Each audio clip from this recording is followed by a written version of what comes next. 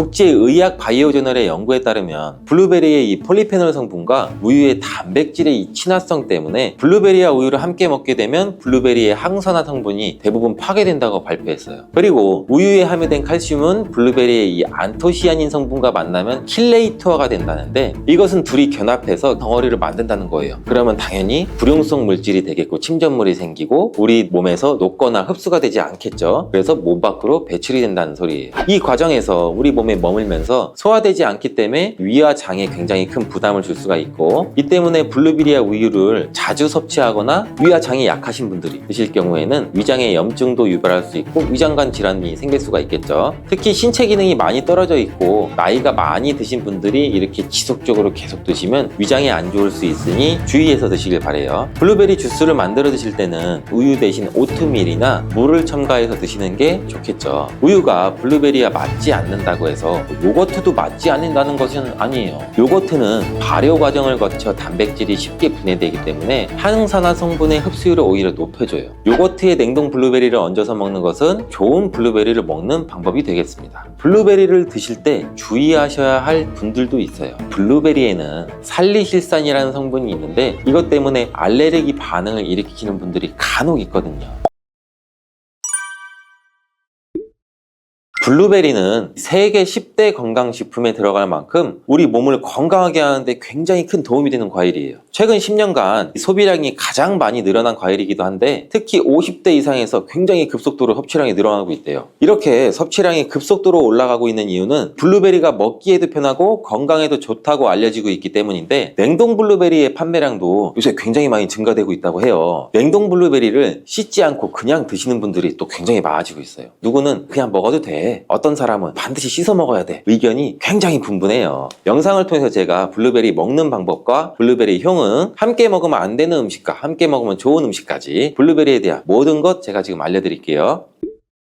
먼저 냉동 블루베리를 씻어야 되느냐 그냥 먹어도 되느냐, 제가 정리해 드릴게요. 결론부터 말하자면 씻어서 드시는 것이 안전하다입니다. 먼저 냉동 블루베리를 구입하셨다면 식품의 유형을 한번 확인하시기 바래요. 식품 유형에 과체 가공품이라고 적혀 있다면 씻어서 냉동한 블루베리이기 때문에 그냥 드셔도 되시긴 해요. 근데 식품 유형에 농산물이라고 표기가 되어 있다면 이것은 씻지 않고 냉동되어 유통된 블루베리이기 때문에 반드시 씻어서 드시는 게 좋아요. 근데 간혹 식품 유형이 표기가 되어 있지 않은 제품들도 있는데 이런 제품은 당연히 씻어 드시는 게 좋겠죠. 2022년 한국소비자연맹에서 현재 시중에 판매되고 있는 냉동과일, 블루베리, 망고, 딸기 등등 제품을 선정해서 안전성 평가를 했는데, 과체 가공품 같은 세척과일 제품에서 미생물, 잔류농약, 곰팡이, 독소 등의 검사에서 규격 기준에는 적합하긴 했지만 이 미생물과 잔류농약이 검출된 제품들도 있었어요. 이 자료를 바탕으로 한다면 이 냉동 블루베리 제품도 이미 씻어서 유통이 되고 있다고 할지라도 한 번 정도는 씻어 드시는 게 좋겠어요. 블루베리 씻는 방법은 흐르는 물에 약 30초 정도만 씻어주면 되는데, 깨끗이 빡빡 씻는다고 블루베리를 물에 오래 담가두거나 흐르는 물에서도 오래 씻으면 안 돼요. 블루베리에 함유된 안토시아닌 성분은 수용성이기 때문에 영양소가 다 빠져나가 버릴 수 있어요. 잔류 농약 또한 수용성이기 때문에 흐르는 물에 약 30초 정도만 씻어도 충분하니 걱정 말고 드셔도 괜찮습니다. 블루베리는 특별히 생과일보다 냉동 블루베리가 이 안토시아닌 함량이 높다고 해요. 이 시드니의 뉴사우스 웨일즈 대학의 연구진이 블루베리를 건조, 냉장, 냉동했을 때 핵심 영양소가 어떻게 변화되는지 실험을 했는데, 안토시아닌의 함량이 블루베리 1g당 생과일일 때는 7.2mg, 냉장 보관했다가 2주가 지났을 때는 5.7mg로 줄었고 건조했을 때는 4.3mg로 더욱 줄었대요. 근데 냉동 한 달 후에는 8.1mg으로 오히려 생과일 때보다 늘어났고, 냉동 3달이 지나자 7.9mg로 소폭 줄었지만 역시 생과일 때보다 많은 함량이 확인되었다고 해요. 실험 결과로만 보면 블루베리는 냉동으로 드시는 것이 가장 많은 영양분을 섭취할 수 있다는 말이 되겠네요. 추가로 눈 건강이나 심혈관 질환, 당뇨 등에 도움이 많이 되는 시중에 이 안토시아닌 함량이 개런티된 영양제도 많이 나와 있으니 꼭 블루베리나 빌베리와 같은 영양제를 드시려면 건강기능 식품으로 제조된 안토시아닌이 최소 50mg 개런티된 제품을 드시는 게 굉장히 좋겠죠. 그렇다면 그렇다면 다른 채소나 과일은 냉동했을 때 핵심 영양소의 함량이 어떻게 될까요? 이 영양소에 따라 보존력이 강한 것도 있고 약한 것도 있는데, 딸기의 한 종류인 이 라즈베리는 폴리페놀 성분이 핵심 영양소예요. 생과일일 때보다 냉동일 때가 킬로그램당 폴리페놀 함량이 약 100mg 정도 상승하는 것으로 나타났고, 당근의 경우에는 핵심 영양소가 이 베타카로틴이라는 거 많이들 알고 계시잖아요. 냉동 보관했을 때 3개월이 지나면 베타카로틴의 함량이 현저히 떨어져요. 이렇듯 냉동 채소, 냉동 과일은 핵심 영양 성분에 따라서 함량이 높아질 수도 있고 낮아질 수도 있어요.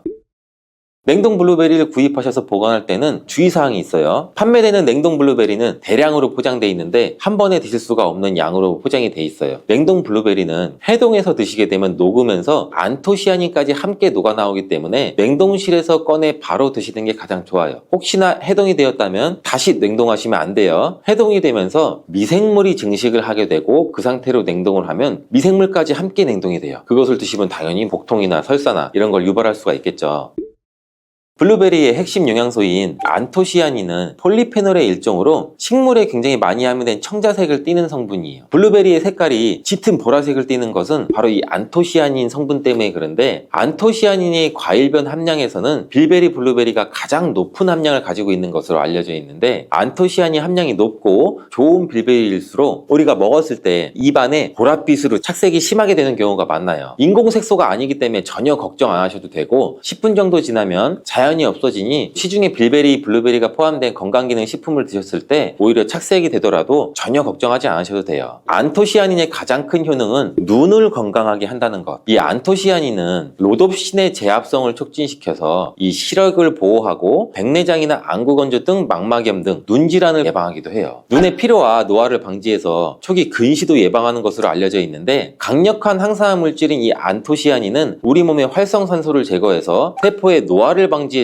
뇌세포의 노화까지 같이 예방을 해준다고 해요. 폴리페놀 성분인 이 안토시아닌은 우리 뇌의 신경세포를 보호해주고 신경 전달 물질의 분비를 촉진시켜 뇌기능도 향상시켜주면서 뇌의 해마를 자극해서 기억력도 향상시키고 치매를 예방하는 데도 도움을 줄 수가 있다고 해요. 이 테로스틸벤 성분이 뇌의 신경 전달 물질인 도파민과 노르에피네프린의 분비를 촉진시켜서 집중력을 향상시키는 데에도 도움을 주는 것으로 알려져 있고요. 간단히 말하자면 블루베리를 꾸준히 섭취하시면 기억력, 집중력을 향상시키고 치매를 예방하는 데에도 조금이나마 도움을 줄 수 있다는 거예요. 또한 활성산소를 제거하는 이 안토시아닌은 피부 미용에도 굉장히 좋은 효능을 발휘하는데, 이 피부 노화를 방지할 뿐만 아니라 염증을 제거하고 억제하는 효과도 있어 여드름 피부를 개선하는 데에도 도움이 돼요. 또한 비타민과 미네랄이 풍부해서 피부를 건강하게 유지하고, 풍부한 안토시아닌과 비타민C는 피부의 수분을 유지하는 데도 도움을 주고 주름도 예방하고 피부 톤도 밝게 하는 데도 도움을 줄 수가 있죠. 그리고 풍부한 식이섬유는 장의 운동을 촉진시켜주고 장내의 노폐물도 흡착하고 배출을 시켜서 피부 트러블 개선하는 효과도 같이 가지고 있어요. 나이가 들면서 머리 숱도 줄어들게 돼서 탈모를 걱정하시는 분들도 굉장히 많은데, 블루베리가 탈모 예방에도 굉장히 효과적이에요. 블루베리에 들어있는 이 안토시아닌은 튼튼한 모발이 자라날 수 있도록 모낭세포를 자극해주고 두피세포의 노화를 예방해서 탈모를 또 예방하게 되는 거예요. 블루베리에 함유된 또 비타민C는 머리카락 조직 형성에 필수적인 성분이고 콜라겐 생성을 촉진시킬 수 있는 성분이어서 모발을 강화하고 두피 건강을 증진하는 데에도 굉장히 큰 도움이 돼요. 항산화 성분이 안토시아닌은 머리카락 세포도 송산시키는 이 자유라디칼을 제거하고 머리카락 손상을 예방하는 데 도움이 돼서 탈모를 또 예방하는 그런 원리죠. 블루베리는 당뇨의 위험이 있는 분들한테 굉장히 큰 도움이 되거든요. 블루베리, 빌베리는 혈당 수치를 낮춰주고 당분을 에너지원으로 사용하는 이 신진대사의 과정을 촉진해주는 효능이 있어요. 미국의 당뇨병 협회는 빌베리, 블루베리를 당뇨병 슈퍼푸드라고 부르면서 블루베리를 꾸준히 드시면 인슐린 감수성을 향상시키고 혈당을 낮추는 데 도움이 된다고 발표했어요. 블루베리에 대한 연구를 굉장히 많이 진행을 했는데, 하루에 약 150g의 블루베리를 섭취한 실험군은 혈당 스파이크의 발생이 현저히 낮아졌고 인슐린 수치 또한 낮아진 것으로 확인되었다고 발표했어요. 블루베리에 함유된 이 안토시아닌뿐만 아니라 칼륨, 비타민 B6는 또 심장 건강을 지키는 데 굉장히 큰 도움을 주는데, 이 성분은 우리 몸의 콜레스테롤과 혈액의 지방을 감소시켜서 혈액순환을 또 원활하게 해준다고 해요. 이러한 효능으로 심장마비나 협심증을 일으키는 죽상동맥경화증을 예방하는 데 굉장히 큰 도움을 주게 되죠. 또한 호모시스테인이 우리 몸에 과다하게 축적이 되면 혈관을 손상시켜요. 그리고 혈전을 생성해서 이 심장마비, 뇌졸중 이런 심혈관 질환을 유발할 수 있는데, 블루베리의 풍부한 엽산과 비타민 B6는 호모시스테인의 축적을 방지해서 심혈관 질환도 예방할 수가 있어요. 블루베리를 많이 드시는데 이 블루베리 잎에는 관심이 별로 없는 것이 사실이에요. 블루베리 잎이 열매의 항산화 효능보다는 뛰어나다고 하는 사실 알고 계신가요? 블루베리 잎은 열매보다 이 안토시아닌 함량이 또 높고, 또한 폴리페놀의 일종인 클로로겐산의 함량도 높아서 열매보다 항산화 효과가 20배에서 30배 정도 높은 것으로 알려져 있어요. 굉장히 놀랍지 않아요? 이러한 블루베리 잎은 차로 우려서 드시면 되는데, 물 1리터 정도에 잎 약 4g 정도를 넣고 10분 정도 끓인 후에 식혀서 드시면 돼요. 블루베리가 새콤달콤 맛이 난다면 블루베리 잎차는 구수한 맛이 나더라고요.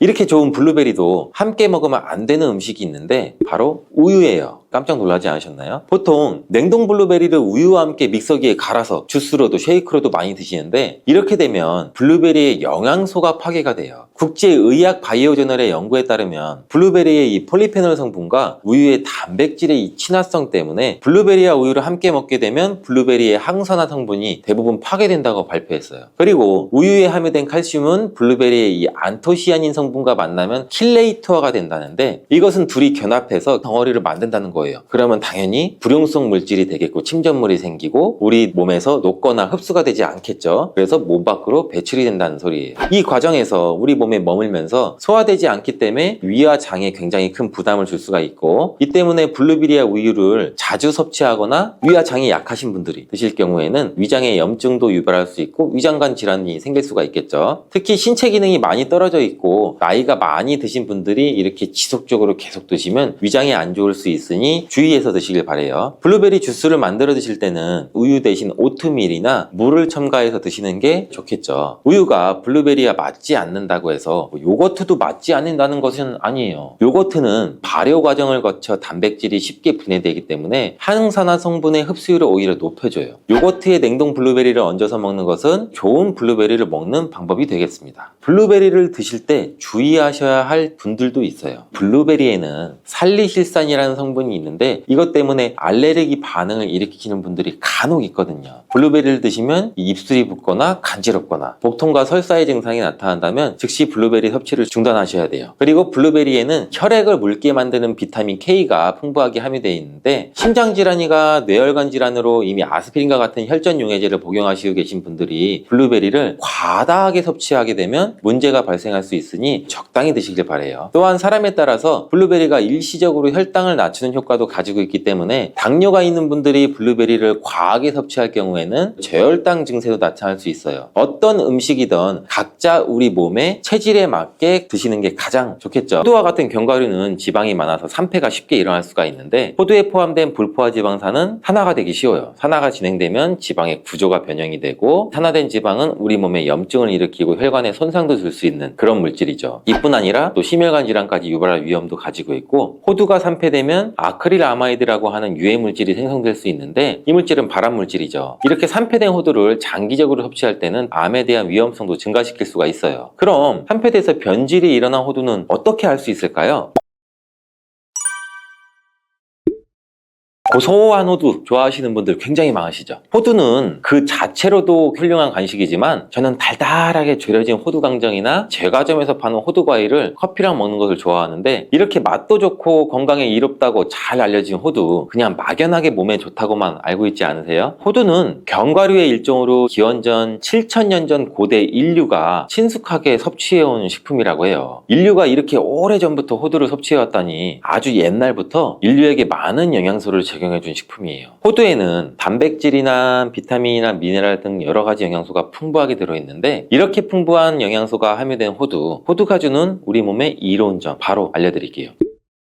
첫 번째 호두의 놀라운 효과는 바로 노화 방지예요. 호두에는 폴리페놀과 비타민 E 같은 강력한 항산화 물질이 풍부하게 들어있고, 항산화 물질은 우리 몸의 유해산소를 제거하고 세포 손상을 방지하는 역할을 해주죠. 특히 노화 방지와 관련이 깊은 성분으로 이 피부 건강을 유지하고 노화 과정을 늦추는 데 도움이 될 수가 있겠죠. 또 면역력 향상에도 도움을 주고 감기나 질병에 대한 저항력을 키워주는데, 자유라디칼은 우리 몸의 세포를 손상시켜서 노화와 관련된 여러 질병을 일으킬 수가 있어요. 호두에 함유된 항산화 물질은 자유라디칼로부터 세포를 보호해요. 세포의 노화를 늦추는데 중요한 역할을 해준다는 거죠. 또 호두에 풍부한 오메가3 지방산은 피부 건강에도 많은 도움이 되는데, 피부 탄력을 유지하고 피부에 수분을 보충해 주는 데에도 꼭 필요한 성분이죠. 특히 피부가 노화되면서 생길 수 있는 주름과 피부 처짐을 예방하는 데도 매우 도움을 줄 수가 있죠. 두 번째 호두의 놀라운 효능은 바로 뇌 건강 유지예요. 호두의 외형이 뇌를 닮아 예로부터 머리가 좋아져 잘 알려져 있는데, 외형만 닮았다고 뇌에 좋다는 것이 아닌 건 다들 알고 계시죠. 호두에는 오메가3 지방산이 풍부하게 들어있는데, 오메가3는 주로 생선에서 많이 발견되는 성분이잖아요. 호두에도 그만큼 많은 양이 들어있어요. 해외 알츠하이머 저널에서는 호두가 산화 스트레스와 염증을 줄여주므로 알츠하이머 발병과 진행을 늦추거나 위험을 줄여준다는 연구 결과도 발표했는데, 호두에는 이 오메가3 지방산인 알파리놀렌산이 풍부하고, 이 성분은 뇌세포를 보호하고 인지 기능을 향상시키는 데 중요한 역할을 해주고, 뇌 기능을 활성화시켜 치매와 같은 뇌질환을 예방하는 데 도움을 줄 수 있다는 거예요. 뇌 기능이 저하되지 않도록 돕는 호두는 노화로 인한 인지 저하를 늦추는 데도 굉장히 중요하고, 호두에 들어있는 비타민 E 또한 풍부해서 뇌의 노화 방지에도 도움을 줄 수가 있죠. 비타민 E는 강력한 항산화 작용을 통해서 뇌세포를 보호하고 기억력과 인지 기능을 개선하는 데 도움을 주고, 산화 스트레스로부터 뇌를 지켜줘요. 알츠하이머와 같은 치매를 예방하는 데 중요한 역할을 한다는 사실, 뇌 건강을 위해서는 이제부터 호두를 꼭 드시는 게 좋겠죠. 세 번째 호두의 효능은 바로 뼈 건강에 도움을 준다는 거예요. 호두가 뼈에 좋다는 사실 알고 계시나요? 좋은 영양소가 많이 들어있다는 것은 알아도 뼈에 좋다는 건 생소하신 분들이 있으신데, 호두가 뼈 건강에 미치는 좋은 작용들 바로 알려드릴게요. 호두는 칼슘뿐 아니라 다른 중요한 성분도 함유하고 있어서 뼈를 튼튼하게 만드는데 아주 효과적인 식품이에요. 호두는 칼슘과 마그네슘이 균형 있게 들어있는데, 칼슘은 뼈를 구성하는 중요한 성분이지만 마그네슘 역시 뼈 건강에 필수적인 역할을 하죠. 마그네슘은 칼슘의 흡수를 돕고 뼈의 밀도를 유지하는 데 중요한 역할을 하죠. 이 두 성분이 적절히 균형을 이루면 뼈의 강도를 높이고 골다공증과 같은 질환을 예방할 수가 있는데, 호두에 들어있는 오메가3 지방산은 뼈 건강에 직접적인 영향을 미치는 중요한 성분 중에 하나예요. 연구에 따르면 오메가3 지방산은 뼈의 형성을 촉진하고 뼈의 밀도를 높이는 데도 도움을 줄 수 있다고 해요. 이뿐 아니라 오메가3는 이세염증을 줄여주는 효과도 갖고 있고, 관절염과 같은 염증성 질환에 걸리기 쉬운 사람들에도 굉장히 유익한 영향을 줄 수가 있어요. 호두의 놀라운 효능 네 번째는 바로 암 예방 효과예요. 호두는 항산화 작용과 항염증 작용 덕분에 암 예방 효과에도 효과적이라고 알려져 있는데, 2022년 국제학술지에 실린 연구 자료를 보면 호두나 아마씨에 함유되어 있는 알파리놀렌산을 꾸준히 섭취하면 그렇지 않은 사람들과 비교해 심혈관 질환 위험률이 약 10% 정도 감소되고, 관상동맥 심장질환 위험률은 20%나 줄어들었다고 해요. 그뿐 아니라 호두에는 이 폴리페놀과 엘라그산이 풍부하게 들어있는데, 특히 이 엘라그산은 항암 성분으로 굉장히 유명해요. 엘라그산은 체내에서 엘라그산 대사물질로 변환돼서 암세포의 성장을 억제하는 데 도움을 주고, 폴리페놀은 암세포의 확산을 막아주는 역할을 해주죠. 호두는 이뿐만 아니라 오메가3 지방산을 많이 함유하고 있는데, 오메가3 지방산은 염증을 줄이는 효과가 있죠. 암은 염증성 질환과 관련이 깊은데, 호두가 가진 염증 완화 효과는 암 치료에 있어서 중요한 보조 역할을 해줄 수 있다는 것도 알고 계시나요? 호두에 포함된 비타민 E와 셀레늄 등의 성분은 면역력을 증진시키는 데 도움을 주는데, 암 환자에게는 면역력이 굉장히 중요해요. 호두는 면역 시스템을 강화시켜줘서 우리 몸의 방어막을 형성하는 데 큰 역할을 할 수가 있겠죠. 호두의 효능 정말 놀랍죠. 이렇게 몸에 좋고 맛도 좋은 호두, 이것들과 먹으면 효과가 배가 되는데, 호두와 궁합이 굉장히 좋은 식품들을 바로 알려드릴게요.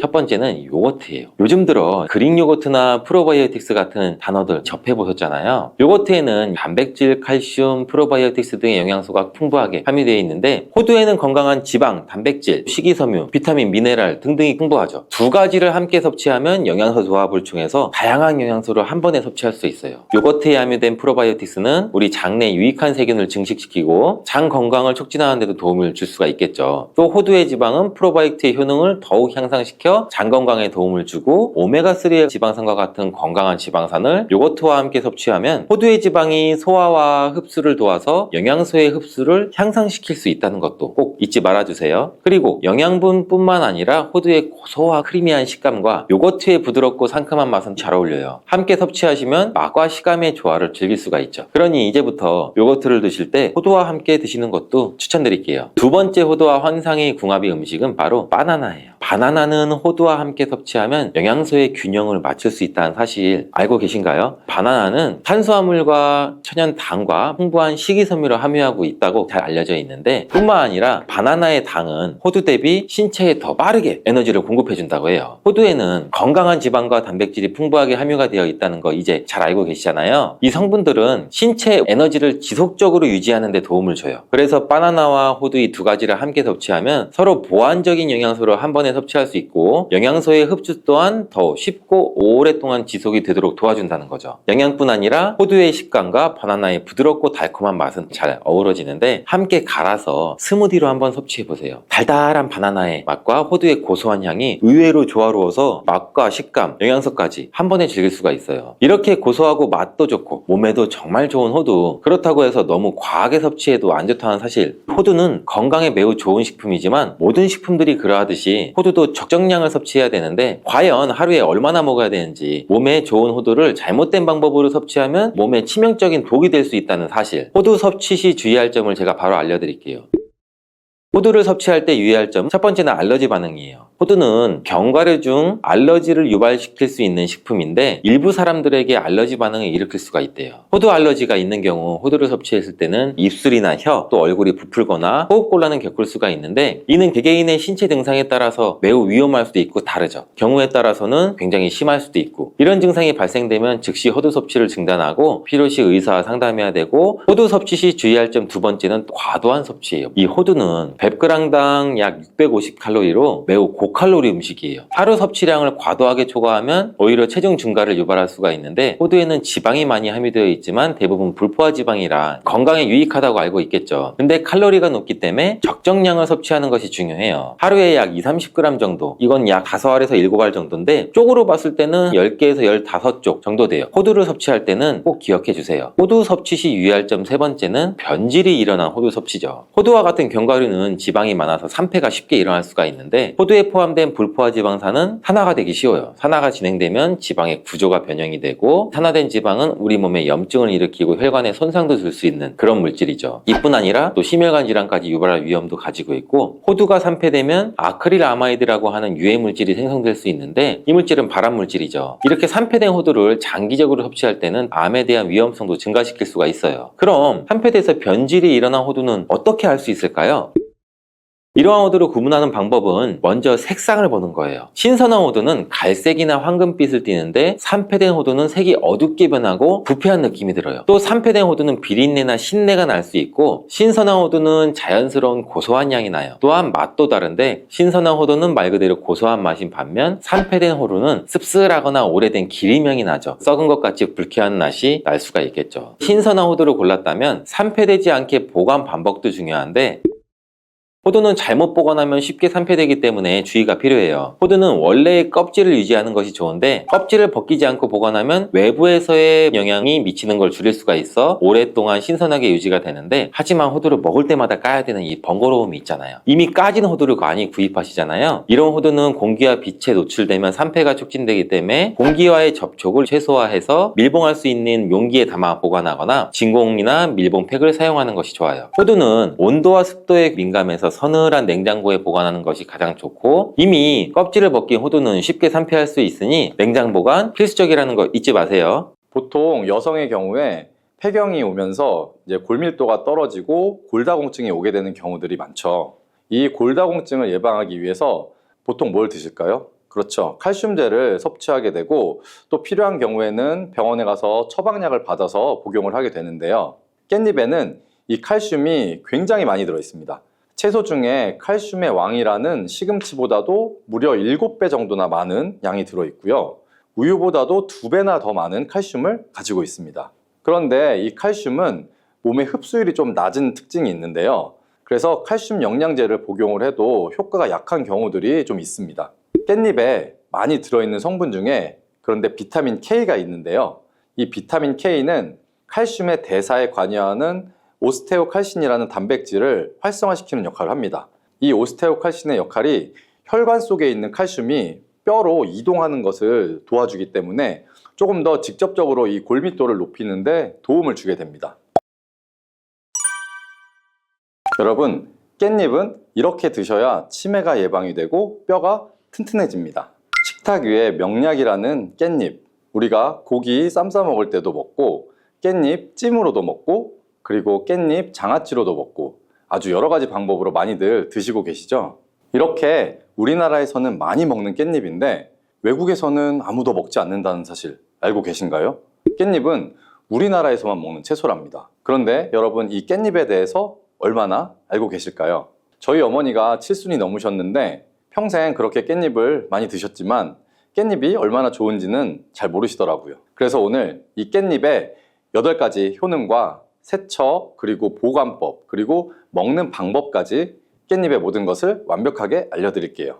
나이가 들면서 기억력도 떨어지고 깜빡깜빡할 때가 많아서 혹시 치매 증상이 아닌가 하고 걱정하시는 분들이 있을 텐데요. 이제 이런 걱정을 줄여드리겠습니다. 바로 깻잎의 첫 번째 효과가 치매 예방이기 때문입니다. 깻잎에는 치매 예방 효과뿐만이 아니라 항산화 작용, 항염증의 효과가 있다고 알려진 로즈마린산 성분이 아주 많이 함유가 되어 있습니다. 이 로즈마린산은 다양한 식물에서 발견되는 생화학적인 화합물인데 1958년 이탈리아 과학자가 허브 식물인 로즈마리에서 처음으로 발견을 해서 로즈마린산이라는 이름을 붙였습니다. 이 로즈마린산은 폴리페놀의 일종으로 깻잎에는 1g당 76mg의 로즈마린산이 들어있어서 로즈마리보다 약 7배나 많은 것으로 알려져 있습니다. 굉장히 많은 양이죠. 이 로즈마린산은 뇌 속에 아세틸콜린이라는 성분이 분해되는 걸 막아주는데요. 이 아세틸콜린의 역할이 바로 뇌 속에서 뇌신경세포 간의 정보를 전달해주며 그래서 우리의 기억력, 인지 능력을 강화시켜주는 기능을 합니다. 치매 환자는 이 아세틸콜린이 쉽게 분해되면서 치매 증상이 약화되는 경우가 있는데요. 깻잎 속의 로즈마린산이 이렇게 중요한 아세틸콜린을 보호하는 기능을 한다는 거죠. 또한 깻잎에는 비타민 A, 비타민 C, 비타민 E 등이 풍부해서 뇌세포의 손상을 막아주고 뇌 노화를 예방해줍니다. 그리고 깻잎에는 철분이 풍부한데요. 그래서 빈혈 예방에도 효과가 좋고 이는 뇌 산소 공급을 더 원활하게 해주기 때문에 다방면으로 뇌 건강에 도움을 받을 수가 있는 겁니다. 그리고 부가적으로 우리가 치매 예방을 위해서는 이 깻잎 섭취와 함께 규칙적인 운동, 균형 잡힌 식습관, 그리고 스트레스 관리 등이 함께 이루어지면 훨씬 더 좋은 효과를 발휘할 수가 있습니다. 깻잎의 두 번째 효능은 바로 뼈 건강에 도움을 주는 겁니다. 보통 여성의 경우에 폐경이 오면서 이제 골밀도가 떨어지고 골다공증이 오게 되는 경우들이 많죠. 이 골다공증을 예방하기 위해서 보통 뭘 드실까요? 그렇죠. 칼슘제를 섭취하게 되고 또 필요한 경우에는 병원에 가서 처방약을 받아서 복용을 하게 되는데요. 깻잎에는 이 칼슘이 굉장히 많이 들어 있습니다. 채소 중에 칼슘의 왕이라는 시금치보다도 무려 7배 정도나 많은 양이 들어 있고요. 우유보다도 2배나 더 많은 칼슘을 가지고 있습니다. 그런데 이 칼슘은 몸의 흡수율이 좀 낮은 특징이 있는데요. 그래서 칼슘 영양제를 복용을 해도 효과가 약한 경우들이 좀 있습니다. 깻잎에 많이 들어있는 성분 중에 그런데 비타민 K가 있는데요. 이 비타민 K는 칼슘의 대사에 관여하는 오스테오칼신이라는 단백질을 활성화시키는 역할을 합니다. 이 오스테오칼신의 역할이 혈관 속에 있는 칼슘이 뼈로 이동하는 것을 도와주기 때문에 조금 더 직접적으로 이 골밀도를 높이는 데 도움을 주게 됩니다. 이렇게 깻잎은 다방면으로 골다공증 예방에도 큰 도움을 주는 것이죠. 정말 놀라운 효과죠? 자, 그리고 깻잎의 세 번째 효능은 바로 항암작용입니다. 깻잎은 강력한 항암작용의 효과가 있습니다. 바로 깻잎에 들어있는 파이토케미컬이라는 성분들 때문인데요. 특히 루테올린, 퀘세틴 같은 성분들은 암세포가 증식 및 전이 되는 것을 억제하고 암세포가 자연스럽게 죽도록 하는 자멸 기전을 유도하는 효과가 있습니다. 또한 항산화, 항염증 효과도 있기 때문에 암세포가 발현되는 것을 초기부터 억제하는 효과가 있는 거고요. 임상 연구에서 특히 이 파이토케미컬들이 위암이랑 유방암에서 직접적으로 암세포의 성장과 증식을 억제하는 효과를 보여주었습니다. 또한 골류감에 있어서도 큰 억제 효과가 있는 것으로 보고가 되었고요. 자, 이렇게 항암 작용이 있는 깻잎 꼭 기억하시고 암 예방에 많은 도움 받으시길 바랍니다. 자, 네 번째 깻잎의 효능은 눈 건강에 도움을 주는 겁니다. 깻잎에는 루테인이 풍부하게 들어있는데요. 요즘에 많이 쓰기 때문에 대부분 다 아는 성분일 텐데요.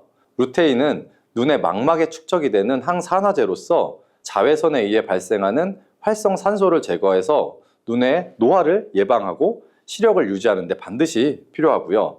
또한 루테인은 눈의 황반을 구성하는 성분으로 황반 변성이나 백내장 같은 안구 질환을 예방하는 데도 아주 필수적입니다. 또 깻잎에는 이 루테인 말고도 베타카로틴도 풍부한데요. 베타카로틴은 비타민 A의 전구체로 눈의 점막을 보호하고 야맹증을 예방해주며 항산화 작용과 함께 눈의 피로 해소에도 큰 도움이 됩니다. 이렇게 깻잎이 눈의 노화 방지와 기능 유지에 큰 도움을 준다는 점 꼭 기억하시면 좋겠습니다. 자, 다섯 번째 깻잎의 효능은 바로 소화기능 촉진입니다. 깻잎 100g에는 식이섬유가 약 4g 정도가 들어있는데요. 이 풍부한 식이섬유가 장 운동을 촉진해주고 변비를 예방할 뿐만 아니라 소화 기능을 돕는 데 큰 역할을 하게 됩니다. 또한 깻잎의 이런 효과는 음식물을 빨리빨리 움직이게 해서 음식물이 장에서 오래 머물지 않게 해주는데요. 음식물이 장에 오래 머물게 되면 들어보신 적이 있을 수도 있는데요. 담적병이라는 것이 생길 수가 있습니다. 바로 담적, 독소가 생기면서 전반적인 소화장애, 그다음에 팽만감, 복통 등이 유발이 되고 위장관의 순환을 저해하게 되는데요. 깻잎의 식이섬유들이 이 담적병을 예방하는 데도 도움을 줄 수가 있는 겁니다. 자, 여섯 번째 깻잎의 효능은 강력한 항균 기능입니다. 여러분, 깻잎에는 그 특유의 향이 있죠. 이 특유의 향을 내는 것이 페릴알데하이드, 페릴케톤 등의 성분 때문인데요. 이 성분들이 바로 세균과 바이러스를 억제하는 항균 작용을 하게 됩니다. 또한 깻잎에 많이 함유된 로즈마리산도 강력한 항균 작용을 하는데요. 이를 통해 다양한 감염을 예방하는 효과를 가지고 있어서 몸의 건강을 유지할 수가 있습니다. 자, 이제 마지막으로 깻잎의 효능은 면역력 강화와 조절입니다. 대표적인 항산화 물질인 베타카로틴이 깻잎에 풍부하기 때문에 면역력을 높여줄 수가 있고요. 또한 깻잎에는 비타민 A, 비타민 C도 풍부한데요. 이 비타민들은 백혈구의 활성화를 도와줍니다. 그리고 앞에서 얘기했던 루테올린과 이 퀘세틴 성분은 염증 매개체의 분비와 몸에서 히스타민이 방출되는 것을 억제해 줄 수가 있기 때문에 면역계가 과활성화되면서 나타나는 콧물, 재채기, 그리고 피부의 가려움 등의 이런 알러지 증상을 완화시킬 수가 있습니다. 자, 이렇게 좋은 효능이 많은 깻잎인데요. 깻잎도 드실 때 주의하셔야 할 분들이 있습니다. 깻잎에는 다른 좋은 성분들과 함께 칼륨 또한 함유량이 높기 때문인데요. 그래서 신장이 약하신 분들이 이 깻잎을 많이 드시면 신장에 무리를 줄 수가 있기 때문에 과잉 섭취는 피하시기 바랍니다. 그리고 비타민 K가 풍부하다고 했죠.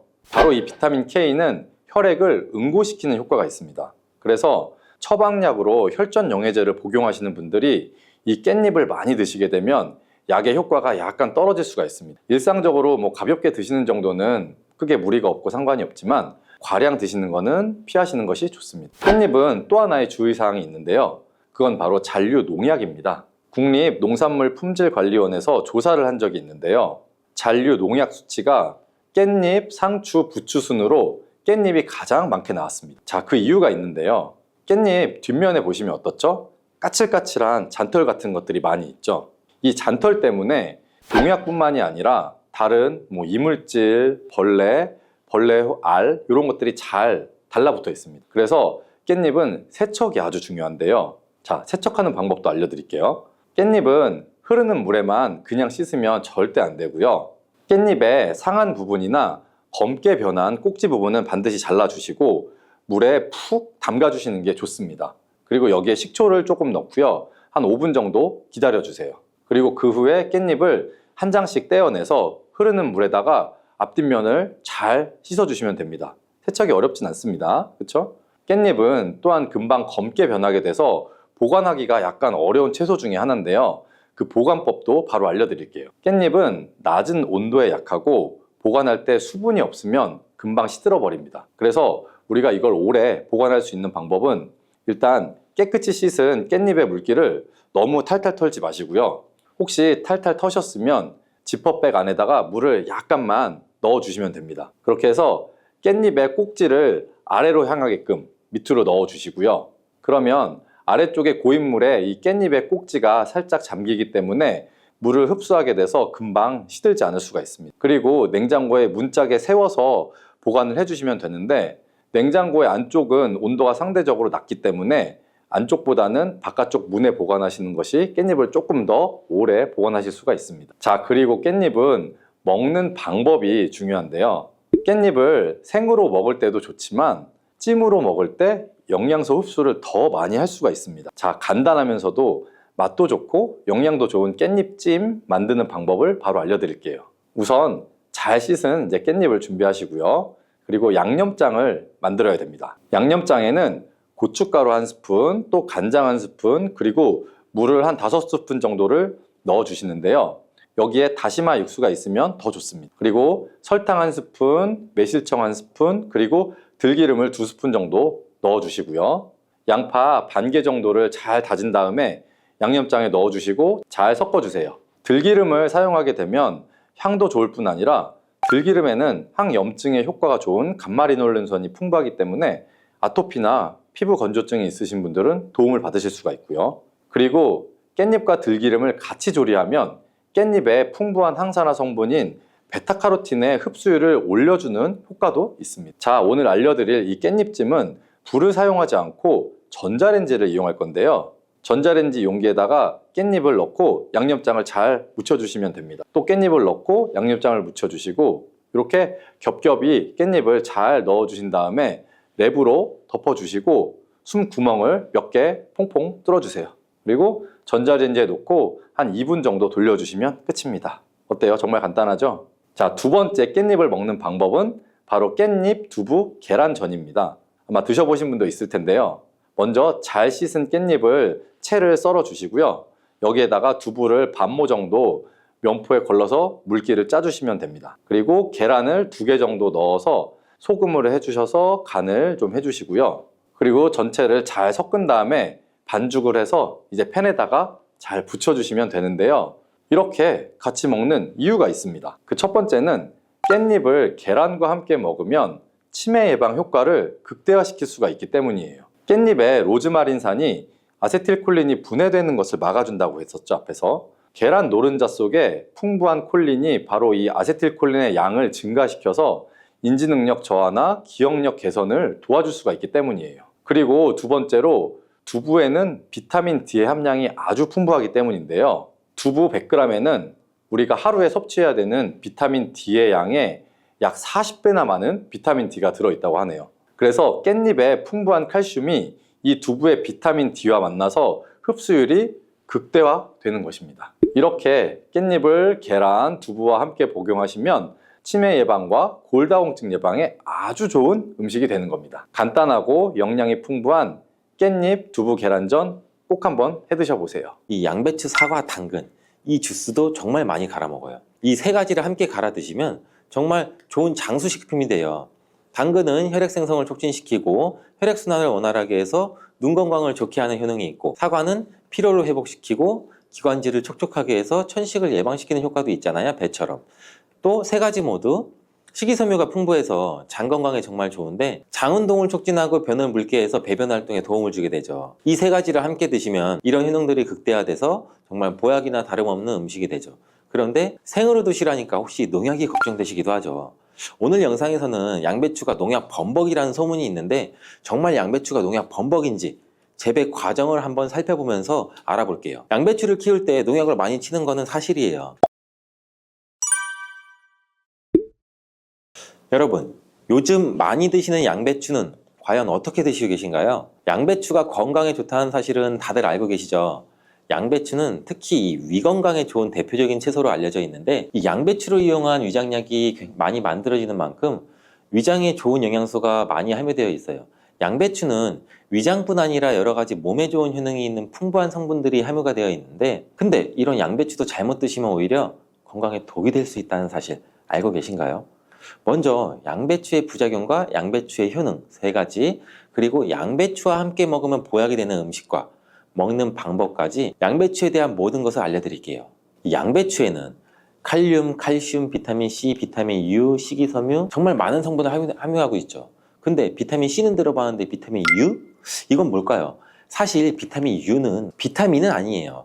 비타민 U는 그 S메틸메티오닌이라는 성분인데 궤양 치료에 효과가 좋다는 것이 알려지면서 비타민 U로 불러요. U는 그 궤양에 얼서 그 영어의 첫 글자 U를 가져와서 비타민 U라고 하는 것인데, 성분만 봐도 알 수 있듯이 양배추의 첫 번째 효능이 위장을 튼튼하게 한다는 거예요. 바로 위식도의 염증을 가라앉히는 데 효능이 있고, 위에 염증이 있어 빨갛게 헐어있는 분들이 있는데, 이런 분들은 공복에 명치 끝, 배 윗부분, 명치 있는 부분이 쓰리고 아픈 통증이 발생될 수 있죠. 이런 통증 원인이 염증 때문인데, 이 염증을 비타민 U, S메틸메티오닌이 완화시키는 데 도움을 주고, 비타민 U는 위점막에서 분비하는 호르몬인 이 프로스타글란딘의 생성을 촉진해서 위산으로부터 위벽을 보호해요. 또 위염과 위궤양도 억제해주는 작용을 같이 가지고 있고, 위암이 발생되는 것까지 예방하는 효능이 있죠. 또 비타민 U는 간의 해독작용에 중요한 역할을 하는 글루타치온의 생성을 촉진해서 활성산소를 제거해서 간세포의 손상도 예방할 수 있어요.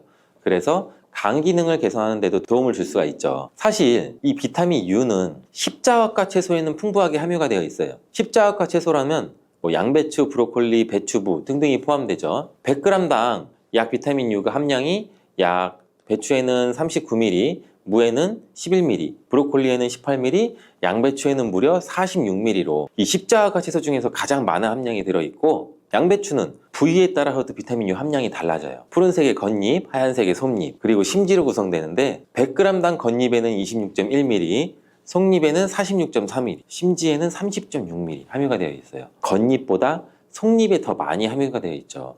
과일은 껍질을 꼭 함께 제가 드시라고 누누이 말씀드렸는데, 양배추는 반드시 겉잎을 드셔야 될 필요는 없겠죠. 양배추의 두 번째 효능은 항암작용을 한다는 거예요.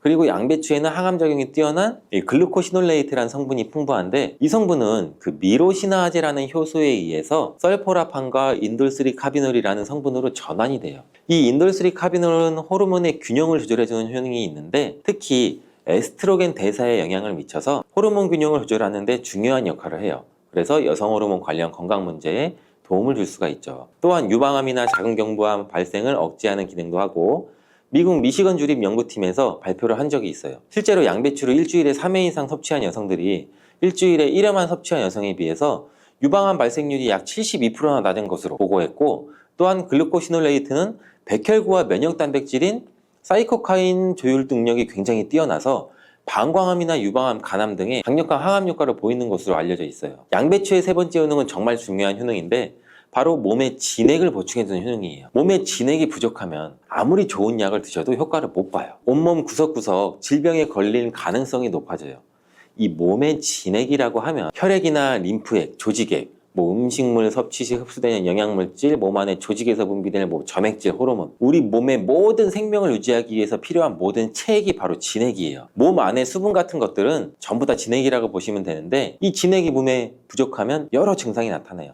손발도 차고, 저린 경우에 혈액순환이 잘 되지 않아 그런 증상이 나타나게 되고, 혈액순환이 문제가 바로고 혈액순환에 진액이 부족해서 그런 증상이 나타나는 경우도 굉장히 많고, 또 이 수분이 충분해야 손발 끝까지 혈액순환이 원활하게 될 수가 있는 건데, 기관지에 진액이 부족하게 되면 또 당연히 기관지도 건조해지고, 그렇게 되면 외부에서 먼지 같은 이물질이 들어오면 기관지는 다이렉트로 자극을 강하게 느껴 기침이 나고 칼칼하고 목소리도 잘 나지 않는 현상도 나오고, 위에 진액이 부족하면 위장의 조직들이 수축되는 현상으로 또 위축적 위형도 나타날 수가 있고, 심장의 진액이 부족하면 심장에 열이 오르고 심장박동도 빨라질 수 있고, 나이가 들면 또 관절이 점점 뻣뻣해지고 입도 바짝바짝 마르는 증상도 많이 나타나고 있고, 그리고 또 목, 어깨 등의 근육이 뭉쳐 통증이 나타나는 이유도 몸 안에 진액, 수분이 부족하기 때문이고, 굉장히 다양해요. 진액이 부족해서 나타나는 현상들은. 근데 수분이 부족하면 우리는 물을 마시면 해결되지 않을까? 물론 물을 마시면 몸에 대부분 수분이 보충되긴 하지만 대부분 소변이 빠져나가게 되죠. 소변으로. 마신 물이 몸속 구석구석 스며들게 돼서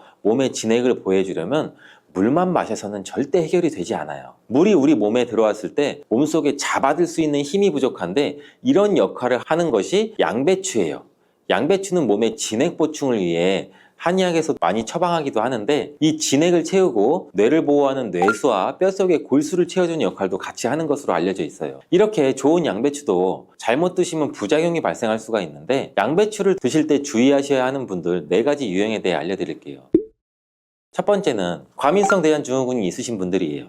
양배추에 함유된 특정 당분이 가스를 생성하게 되는데 이 과민성 대장증후군이 있는 분들이 양배추를 드시면 장이 팽창되고 복부팽만이 일어나서 설사를 유발하게 될 수도 있어요. 두 번째는 이 위축성 위염, 장상피 화생이 있는 분들이에요. 위장 점막이 위축돼 있고 변성이 심한 경우인데 이런 분들은 양배추가 몸에 잘 맞지 않을 수가 있어요. 이런 분들이 양배추를 드시면 오히려 속쓰림이 심해질 수가 있는데 공복 속쓰림에는 양배추가 도움이 될 수 있지만 식후에 속쓰림이 있으신 분들이라면 또 위장 점막에 문제가 있을 가능성이 있으니 양배추를 적당히 드시길 바라고, 세 번째는 갑상선 기능이 저하된 분이에요. 이런 분들은 양배추를 드실 때 절대 생으로 드시지 마시고 살짝 쪄서 드시길 바래요. 그렇다고 양을 많이 드시면 안 되고 한 번에 드실 때 약 150g 정도로 일주일에 한두 번 정도만 드시기를 추천드려요. 왜냐면 이 양배추에는 고이트로젠이라는 성분이 많이 포함되어 있는데 이 성분은 갑상선의 기능을 방해하게 돼요.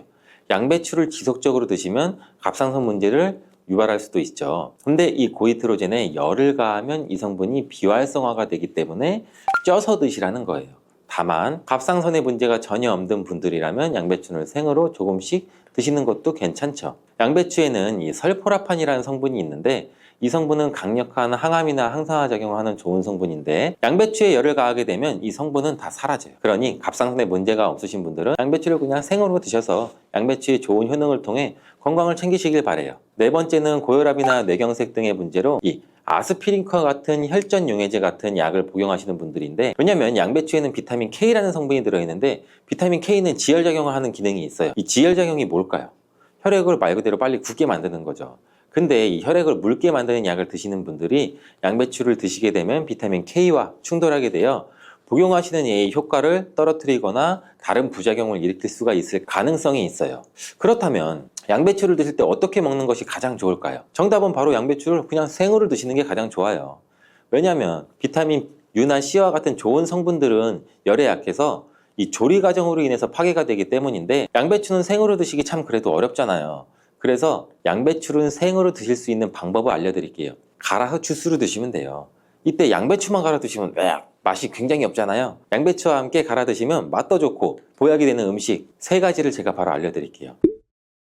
저희 집도 아침마다 주스를 정말 많이 갈아서 먹는데 이 양배추, 사과, 당근 이 주스도 정말 많이 갈아 먹어요. 이 3가지를 함께 갈아 드시면 정말 좋은 장수식품이 돼요. 당근은 혈액 생성을 촉진시키고 혈액순환을 원활하게 해서 눈 건강을 좋게 하는 효능이 있고, 사과는 피로를 회복시키고 기관지를 촉촉하게 해서 천식을 예방시키는 효과도 있잖아요, 배처럼. 또 3가지 모두 식이섬유가 풍부해서 장 건강에 정말 좋은데 장 운동을 촉진하고 변을 묽게 해서 배변 활동에 도움을 주게 되죠. 이 3가지를 함께 드시면 이런 효능들이 극대화돼서 정말 보약이나 다름없는 음식이 되죠. 그런데 생으로 드시라니까 혹시 농약이 걱정되시기도 하죠. 오늘 영상에서는 양배추가 농약 범벅이라는 소문이 있는데 정말 양배추가 농약 범벅인지 재배 과정을 한번 살펴보면서 알아볼게요. 양배추를 키울 때 농약을 많이 치는 거는 사실이에요. 지금 보고 계신 것이 약 40일 정도 된 양배추예요. 모공이 되는 사이즈죠. 이때부터 농약을 많이 치게 돼요.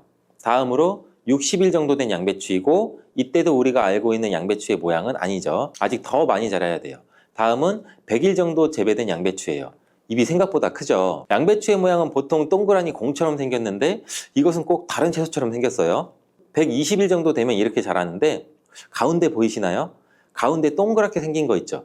이것은 결구라고 하는데 공처럼 생겼다고 해서 결구예요. 이것이 결국 우리가 먹는 양배추인데 이 결구를 겹겹이 싸고 있는 잎이 있기 때문에 농약을 아무리 많이 쳐도 우리가 먹는 양배추에는 농약이 많이 닿질 않아요. 농약뿐 아니라 다른 이물질도 많이 묻지 않는데 양배추에 농약을 많이 쓰는 건 맞지만 보시다시피 농약이 묻은 잎은 다 제거하고 결국 결구만 유통되기 때문에 양배추의 농약은 많이 묻어있지 않아요. 그뿐 아니라 결구가 생길 때쯤이면 벌레가 거의 없기 때문에 농약도 더 이상 치지 않는다고 해요. 이렇게 결구가 생기고 20일 정도 더 키우면 우리가 먹는 양배추 크기가 되는데 이때 양배추를 수확해서 겉에 농약 묻은 잎은 다 잘라내고 깨끗한 결구만 유통이 되는 거죠. 이제 조금이나마 안심하고 양배추를 드셔도 되겠죠. 혹시나 그래도 걱정되신다면 농약은 수용성 성분이기 때문에 양배추를 물에 5분 정도 담가 두었다가 흐르는 물에 씻으면 농약을 제거할 수 있으니 걱정하지 말고 드셔도 돼요.